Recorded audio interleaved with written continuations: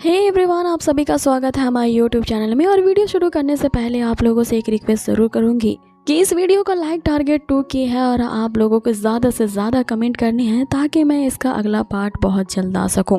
So please हमें support करने के लिए ज़्यादा से ज़्यादा लाइक करें। कि हमने लास्ट एपिसोड में देखा था कि किस तरह से किनान ने उस लाइफ एंड डेथ पैलेस में गॉली को तो बुरी तरीके से हरा दिया होता है। और फिर ओयांग को वो सरेआम ये चैलेंज करता है कि चाहे जितने भी बंदों को भेज लो, आज मुकाबला हो ही जाए।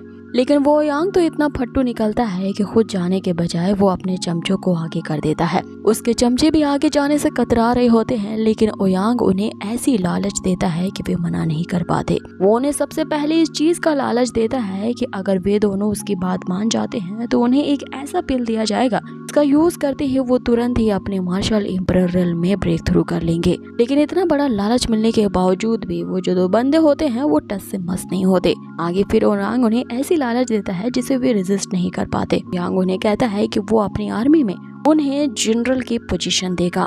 लेकिन दूसरी तरफ किनान जो होता है उसे जल्द से जल्द ये मामला खत्म करने की जल्दी थी, इसीलिए वो जल्द से जल्द इस चीज को खत्म करने के लिए उन दोनों को ही साथ में मैदान में उतरने को कहता है। किनान की इतनी बड़ी हिम्मत को देख करके वो ओयांग और उसके जो चमचे होते हैं आपस में चर्चा करने लगते हैं। एक बंदा कहता है कि इस किनान ने तो गॉली को, जो कि इस सेक्ट के लेफ्ट कोर्टयार्ड का फर्स्ट रैंक का एक डिसाइपल था, उसे तो इतनी आसानी से हरा दिया। उसके बदले में अब अरीना में लड़ने के लिए इस ओयांग ने पेंग्यो को भेजा है, क्योंकि उसी लेफ्ट कोर्टयार्ड के 3rd रैंक का एक डिसाइपल है। ये तो उस गॉली से भी ज्यादा कमजोर है, तो आखिर किनान के सामने ये कैसे टिक पाएगा।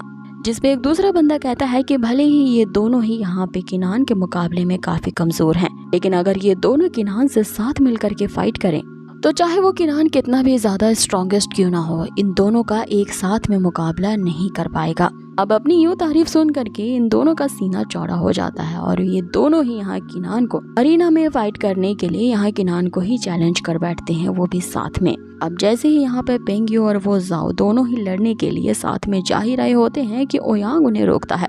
अब यहाँ सेक्ट मास्टर ने उस ओयांग को एक खास तरह का ब्लड पिल दिया होता है। ओयांग इन्हीं 2 पिल्स को उन दोनों को देते हुए कहता है कि इसे लेने के बाद तुम्हारी जो बॉडी है वो काफी कम समय में ही पोटेंशियल हो जाएगी, जिससे तुम्हारी लड़ने की ताकत और एफिशिएंसी 20% इंक्रीज हो जाएगी। ये दोनों ही तुरंत ही उस पिल को खा लेते हैं और अरीना में उतरते हैं। अरीना में उतरने के बाद ही रूल के मुताबिक वो पूरा एरिया जो होता है ये एक बैरियर से कवर कर दिया जाता है कि अंदर किस तरह की फाइट चल रही है इसमें कोई दखल अंदाजी ना कर पाए। अब आगे ये दोनों फिर से वही घिसा पिटा डायलॉग देते हैं कि तुम्हारी हिम्मत कैसे भी हमें चैलेंज करने की, आज तुमने अपनी मौत को बुलाया है, वगैरह वगैरह। जब किनान भी उनकी खोखली धमकी का अच्छे से जवाब देता है तो इसका जवाब इन दोनों को पसंद नहीं आता। फिर ये दोनों ही अपने मार्शल स्पिरिट्स को एक्टिवेट करते हैं। एक की मार्शल स्पिरिट यहाँ पे रॉक स्नेक की होती है और दूसरे की मार्शल स्पिरिट स्काई रैट होती है। एक तरफ सांप और एक तरफ चूहा, ये दोनों की ही मार्शल स्पिरिट किनान के ऊपर टूट पड़ती हैं। लेकिन किनान ने यहाँ सिर्फ अभी अपनी ऑरा ही रिलीज की होती है और ये दोनों ही मुंह के बल नीचे गिरते हैं। अब आगे इन दोनों की हालत खराब होती है। एक बंदा जो जाव होता है वो यहाँ पे हार मान लेता है और किनान से माफी मांगने लगता है। वो सारा इल्जाम उस दूसरे बंदे पेंग्यो पे डाल देता है, कहते हुए कि हमें तो तुमसे फाइट करने के लिए उस ओयांग ने कहा था और उसने हमें यहाँ फोर्सफुली तुमसे फाइट करने के लिए भेजा है, इसीलिए तुम हमें मत मारो।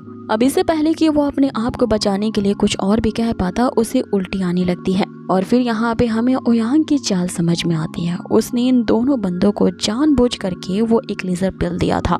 उस ब्लड डिमन पिल के लेने से इनके बॉडी के अंदर जो ब्लड की एसेंस होती है वो जलने लगती है, जिसकी पोटेंशियल ये दोनों बर्दाश्त नहीं कर पाते।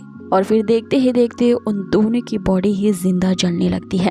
उस ओयांग ने जानबूझ करके ये ब्लड डिमन पिल का जो एक लेजर होता है इन दोनों को दिया था ताकि इन दोनों की वहाँ पे मौत हो जाए, जिसका इल्जाम यहाँ पे किनान पे लगे। और उन दोनों के मरने के बाद यहाँ पर किनान तो बुरा फंसेगा, क्योंकि इन दोनों में से एक बंदा जो जाओ है वो पनिशमेंट हॉल के मास्टर का बेटा है। अपनी बेटे की मौत देख करके वो उतावला हो जाएगा और किनान को जिंदा नहीं छोड़ेगा। अब आगे उन दोनों की मौत के साथ ही वो बैरियर हटता है और सब ये देख करके शौक रह जाते हैं कि आखिर किनान ने इन दोनों बंदों के माफी मांगने के बावजूद भी इन्हें मार क्यों डाला। उसी वक्त जो पनिशमेंट हॉल का मास्टर होता है वो अपने बेटे को इस तरह से जिंदा जलता देख गुस्से से आग बबूला हो जाता है और किनान से अपने बेटे की मौत का बदला लेने के लिए वो तुरंत ही उस पर अटैक कर देता है। लेकिन वक्त रहते ही इस अटैक को किनान का दोस्त यांग रोक लेता है और फिर यहाँ पे एंट्री होती है लाइफ एंड डेथ पैलेस के लॉर्ड की। अब पैलेस के लॉर्ड को देख करके सभी सरप्राइज रह जाते हैं, क्योंकि फाइट शुरू होने से पहले जो आवाज इन्हें कुछ समझा रही होती है वो किसी बूढ़े की आवाज लग रही होती है। लेकिन जब यहाँ पे लॉर्ड ऑफ पैलेस अपीयर होते हैं तो वो यहाँ पे एक लड़का होता है। अब आगे किनान को ही प्रोटेक्ट करने के लिए लाइफ एंड डेथ का जो पैलेस लॉर्ड होता है वो सामने आ जाता है। रूल्स के मुताबिक इस एरिना में जो फाइट हुई है वो लाइफ एंड डेथ के लिए ही की जाती है और इसमें मरने वाले के लिए किसी भी तरह से रिवेंज नहीं लिया जाएगा, क्योंकि इस लाइफ एंड डेथ की एरिना में आने से पहले उनसे एक कॉन्ट्रैक्ट करवा दिया जाता है कि अगर वो यहाँ पे मर जाते हैं तो इसमें कोई भी इंटरफेयर नहीं करेगा।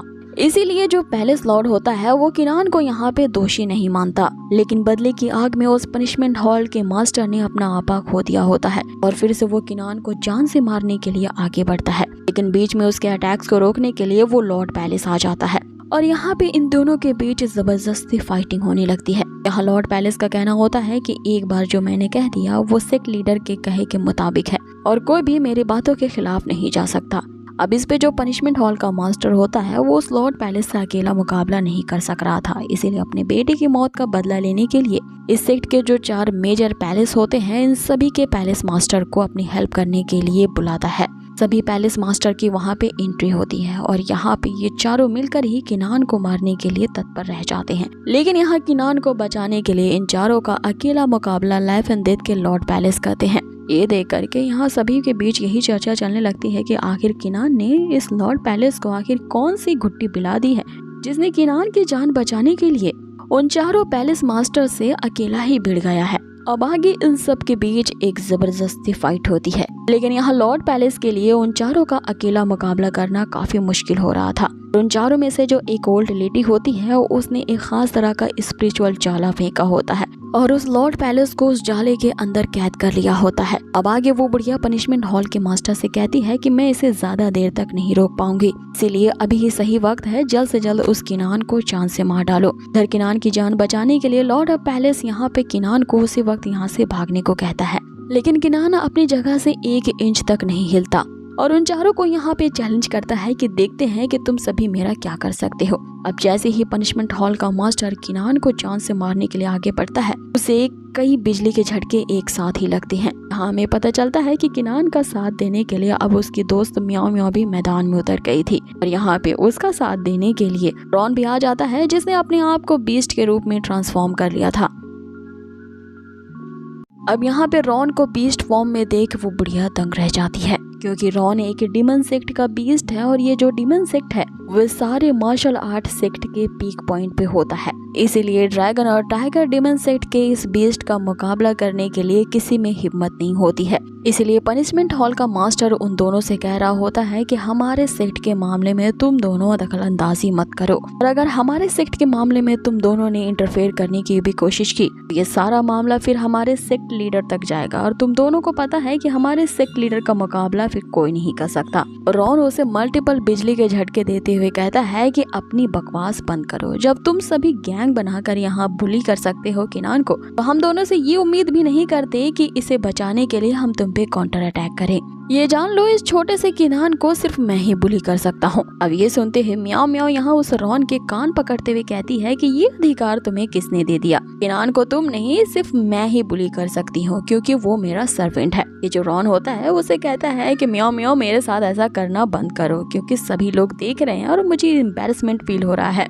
लेकिन उस पनिशमेंट हॉल मास्टर की हेकड़ी नहीं जाती, वो अभी भी यहाँ किनान को चुनौती दे रहा होता है। वो कहता है कि मेरे बेटे की मौत इस तरह से बेकार नहीं जाएगी, मैं तुमसे उसकी मौत का बदला लेकर के रहूंगा। जिसमें किनान उसे सारी सच्चाई बता देता है कि तुम्हारी बेटी की मौत मेरी वजह से नहीं बल्कि तुम्हारी ही उस यंग मास्टर ओयांग ने करवाई है। उस ओयांग ने ही जानबूझ करके उन्हें एक ऐसा पॉइजनस एलिक्सर दिया था जिसकी वजह से उनकी जान गई है और इसमें मेरा कुछ लेना देना नहीं है। विश्वास करना है तो करो वरना मैं अपनी राह चला, यहाँ पे मुझे रोक कर रखने का कोई अधिकार नहीं है। इतना कहते ही यहाँ किनान और उसके जो दोनों दोस्त होते हैं अरीना से वापस जाने लगते हैं। तभी पनिशमेंट हॉल का वो जो मास्टर होता है वो अभी भी ओयांग का ही भरोसा करता है और उससे कह रहा होता है कि यंग मास्टर अब आपको ही मेरे बेटे की मौत का बदला लेना होगा। कि तभी वो ओयांग यहाँ अरीना में कूद पड़ता है और किनान को जाने से रोकता है कि वो किनान को अपनी बातों से भड़काने की कोशिश करता है।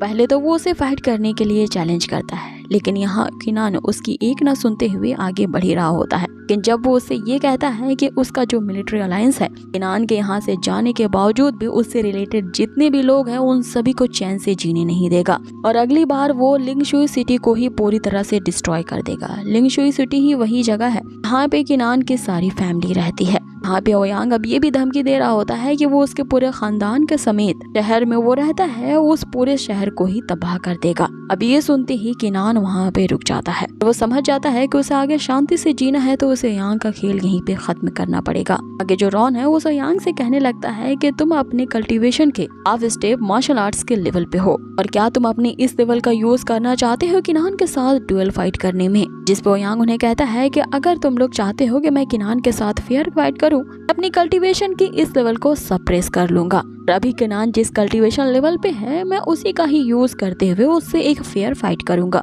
जिस पे किनान की फ्रेंड यूना उससे कहती है कि तुम जैसे मक्कार गिधड़ का कोई भरोसा नहीं। एक बार बैरियर ओपन हो गया उसके बाद कोई नहीं देख पाता कि अंदर क्या हो रहा है। हो सकता है कि तुम किनान पे हमला करने के लिए अपने उसी कल्टीवेशन लेवल को जिसे अभी तुमने सप्रेस कर रखा है उसके सील को तोड़ दो। जिस पे गोयांग उन सब के सामने ये प्रस्ताव रखता है कि जब ऐसे ही बात है तो हम दोनों बिना बैरियर के ही फाइट करेंगे और सभी लोग ही अरीना के अंदर क्या चल रहा होगा ये देख पाएंगे। अब किनान भी इस फेयर फाइट के लिए तैयार हो जाता है लेकिन किनान के इस फैसले को ओयांग के जो चमचे होते हैं वो पागलपंती समझते हैं। वो कह रहे होते हैं कि लगता है ये किनान पूरी तरह से पागल हो गया है।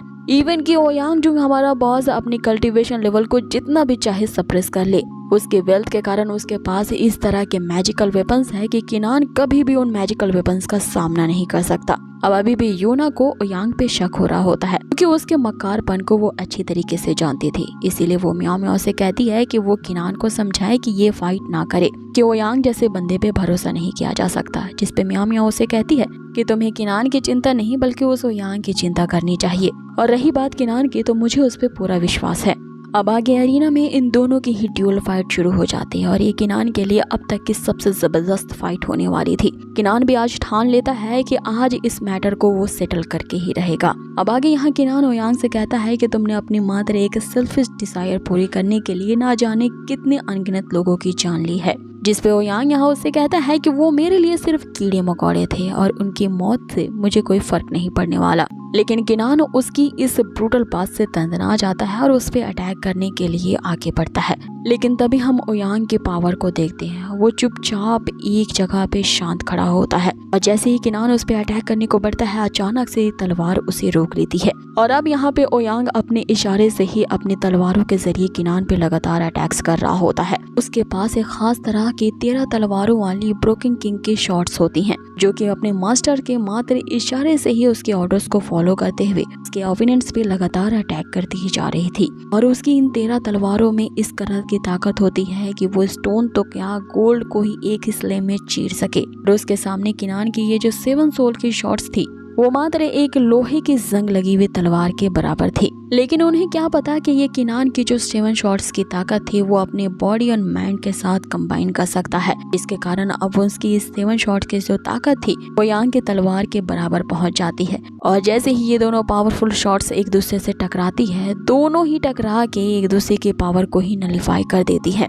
कि तभी हम आगे देखते हैं कि किनान अचानक से उस ओयांग जुन पे पीछे से अटैक कर देता है। लेकिन ओयांग जुन की यहाँ पे ताकत का वाकई कमाल की होती है। वो 1 सेकंड के झटके में वहाँ से गायब हो जाता है और फिर अचानक से एक अजीब सी दिखने वाली वेपन यहाँ पे किनान पे अटैक करती है। और देखते ही देखते एक बड़ा सा पिलर वहाँ पे अपेयर होता है जो कि किनान को अपने अंदर कैद कर लेता है। अब ये जो चेजिंग डार्ट वाली वेपन होती है ये एक ऐसी पावरफुल वेपन होती है इसके बारे में रूमर था कि ये कई 100 साल पहले इस ज़ुआनलिंग सेक्ट से गायब हो चुका था। लेकिन आज अचानक से ये ओयांग जुन के पास जब देखा जाता है तो सभी समझ जाते हैं ये वेपन एक्चुअल में खोया नहीं था बल्कि इसे ओयांग जुन और उसके फादर ने ही चोरी करके अपने हिस्से में ले लिया था। इसका मतलब यही है कि इन दोनों बाप बेटे ने कई साल से ही इस सेक्ट के पावरफुल वेपन्स को एक्सप्लोर किया है और अपनी मर्जी के मुताबिक यूज किया है। अब इस बात पे वो यांग जुन जोर जोर से हंसने लगता है और किनान से कहता है तुम्हें क्या लगा था कि अमातर अपनी उस 7 शोल सॉर्ड का इस्तेमाल करते हुए तुम मेरे इन अनगिनत मैजिकल वेपन्स का सामना कर पाओगे।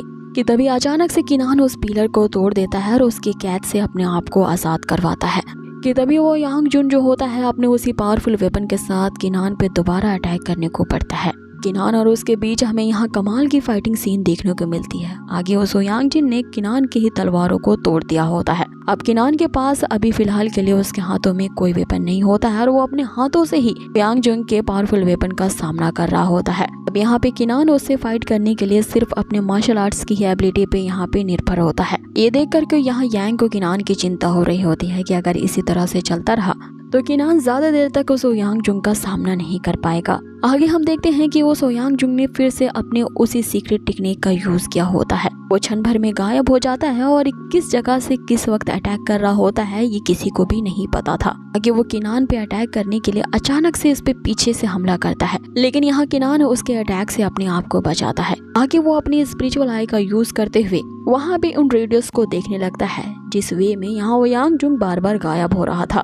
वो 100 फीट की रेडियस तक स्कैन करके देखता है कि इसकी स्पिरिचुअल पावर जो है वो कहाँ और किस टाइप से गायब हो सकती है, जिससे यहाँ किनान को ओयांग जुंग का पैटर्न समझ में आ जाता है। आगे वो इस पैटर्न को समझते हुए किनान जो होता है उसे ओयांग जुंग की तलवार से उस पे अटैक करता है, लेकिन इस अटैक के पूरा होने से पहले ही यहाँ पे ओयांग जुंग के पास एक कमाल की वेपन आ जाती है जो कि एक गन होती है और वो सीधा इसे किनान पे ही तान देता है। अब आगे उस गन से गोली चलते ही कौन मारा गया और कौन बच गया ये हम देख पाते इससे पहले ही इस एपिसोड को यहीं फिनिश कर दिया जाता है। अब ये जो सीन है हमें क्यूरियोसिटी से भर देता है कि आगे के एपिसोड्स में क्या होने वाला है, जिसे जानने के लिए बने रहिए हमारे इस चैनल के साथ। और अगर अब तक आपने इसे सब्सक्राइब नहीं किया है तो प्लीज इसे सब्सक्राइब कर दें। बहुत ही जल्द मिलेंगे इसके नेक्स्ट से अमेजिंग एपिसोड पे। Till then take care, stay healthy, good bye.